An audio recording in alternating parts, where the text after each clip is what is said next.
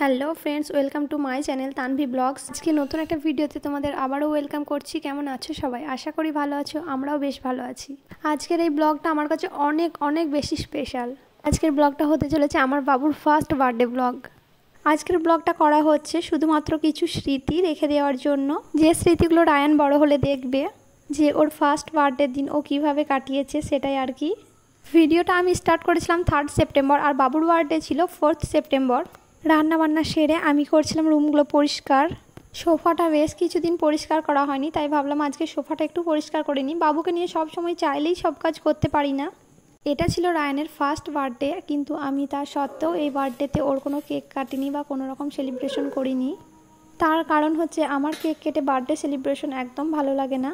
আর বাবু এখনও কিছু বুঝতে শিখেনি। এখন যদি তার বার্থডে সেলিব্রেশন করি তার মানে আমরাই সেই আনন্দটা করব, সে তো কিছুই আনন্দ উপভোগ করবে না। আর সেই আনন্দটা উপভোগ করার মতো মন মানসিকতা আমাদের ছিল না। কিছুদিন আগে আব্বুকে হারিয়েছি। আব্বু যদি থাকতেন তাহলে হয়তো বার্থডেটা বড় করে করা যেত। আর তাছাড়া আমার মনে হয়েছে বা আমার হাজব্যান্ডের মনে হয়েছে যে টাকাটা বাবুর বার্থডে সেলিব্রেশন করব, তার থেকে সেই টাকাটা অন্য বাচ্চাদের মুখে যদি হাসি ফোটাতে পারি, তাই আমরা সেই টাকাটা মাদ্রাসায় দিয়েছি এতিম বাচ্চাদের কিছু খাওয়ার জন্য। আর তাদের বলেছি আমার বাবুর জন্য দোয়া করতে। এটাই আমাদের কাছে অনেক বড় পাওনা।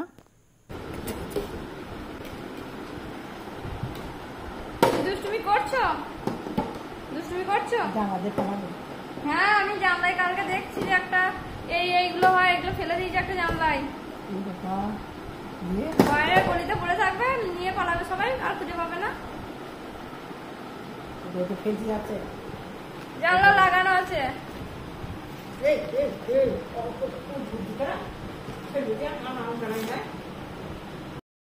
আজকের আকাশটা দেখুন, অসম্ভব সুন্দর লাগছিল। নীল আকাশ আর সাদা মেঘ, আর তার সাথে আমার এই গাছগুলি। এই গাছগুলো কিন্তু খুব বেশি একটা পরিচর্যা দরকার পড়ে না। একটু করে পানি শুকিয়ে গেলে পানি দিই, আর মাঝে সাঝে অল্প কিছু হয়তো গোবর সার দিই। বিশেষ কিছু প্রয়োজন পড়ে না। এই যে আমার সামনের ড্রেসিং টেবিল ওয়ার্ড্রপটা, এটাও কিন্তু বেশ কিছুদিন ধরে পরিষ্কার করা হয়নি, তাই ভাবলাম আজকে সময় পেয়েছি একটু পরিষ্কার করে নিই। আর এই 2 দিনে দেখছি এতটা পরিমাণে ময়লা জমে গেছে একদম কালো হয়ে। ভিডিওটা দেখতে দেখতে যারা এই পর্যন্ত চলে এসেছেন তাদের কাছে ছোট্ট একটা রিকোয়েস্ট করব, ভিডিওটা ভালো লাগলে একটা লাইক করে দিবেন। আর চাইলে আমার চ্যানেলটা সাবস্ক্রাইব করে নিতে পারেন এরকম আরও অনেক ভিডিও দেখার জন্য। আর যারা ফেসবুক থেকে দেখছেন চাইলেই আমার পেজটা ফলো দিয়ে দিতে পারেন। আমি আমার চ্যানেলে ডেলি লাইফস্টাইল ব্লগ ও বেবি রিলেটেড অনেক ভিডিও টিপস আপলোড করে থাকি। আশা করি আপনাদের ভালো লাগবে। এখানে কিছু রসগোল্লা আনানো হয়েছে আর দুধ আনানো হয়েছে পায়েস করার জন্য। বাবুর বার্থডের জন্য যে পায়েসটা করা হয়েছিল সেটা আগের দিন রাতে করেছিল আমার হাজব্যান্ড। পায়েসটা করে বাবুকে একটু হাতে করে খাইয়েছি আর বাকি সবাইকে দিয়ে এসেছি। আর এই যে মিষ্টিগুলো, এগুলো দেওয়ার জন্য পায়েসটা রাতে করে নিয়েছিলাম, আর সকালবেলায় সবাইকে মিষ্টি আর পায়েস দিয়েছিলাম বাবুর বার্থডের জন্য।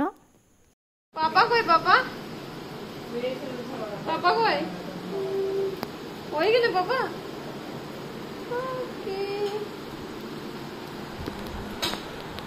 পাপা কি করছে দেখি, চলো। কালকে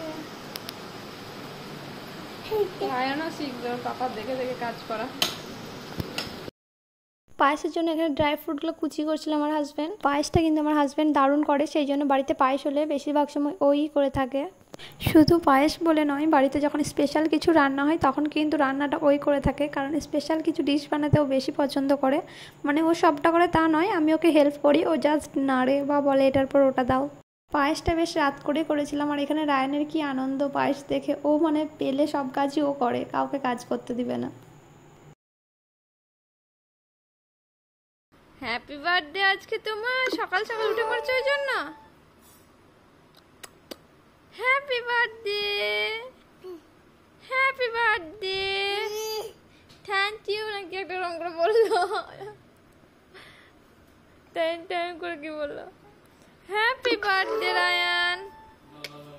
পায়েসটা কালকে বেশ রাত করে হয়েছিল, তার জন্য আর ফ্রিজে ভরিনি, বাইরে রেখেছিলাম, ঠান্ডা হতে দিয়েছিলাম। আর অনেকটা পায়েস তো ঠান্ডা হতে বেশ দেরি হবে, তার জন্য সকালে ঘুম থেকে উঠে এই পায়েসটা এবার সবাইকে দিয়ে দিয়েছি। তারপরে আমরা এসেছিলাম একটু বাজারে।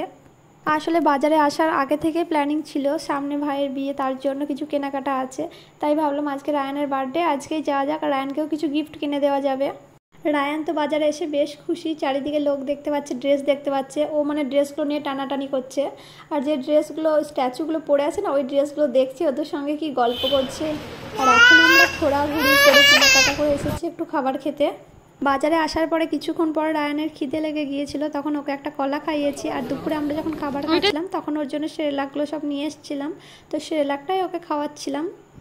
আর খাওয়া দাওয়া করে এখন এসেছি রায়ানের ড্রেসগুলো কিনতে। এখন রায়ানের ড্রেস পছন্দ হচ্ছে, আর পাশে দেখছি কত মেয়েদের জামা, কিন্তু মেয়েদের জামা দেখে আমার কি হবে, ভালো লাগলেও তো আর কেনার উপায় নেই।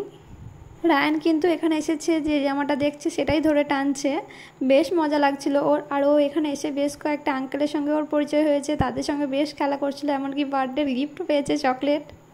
আমার সবার প্রথমে চিন্তা হচ্ছিল রায়ানকে নিয়ে যাব, তারপর ওকে সারাদিন কীভাবে খাওয়াবো, কী খাওয়াবো না খাওয়াবো। তার জন্য বড় সেরেলাকটা বাড়িতে যেটা থাকে সেটা থেকে কিছু অল্প সেরেলাক একটা ছোট্ট কৌটোর মধ্যে নিয়ে গিয়েছিলাম। আর সাথে ফ্লাক্সে নিয়েছিলাম গরম পানি আর বাটি চামচ, এগুলো তো লাগবেই। তো সেই সেরেলাকটাই ওকে ঘুলে খাইয়েছি। আর মাঝে যখন ওর খিদে লেগে গিয়েছিল একবার, তখন ওকে একটা কলা খাইয়েছি।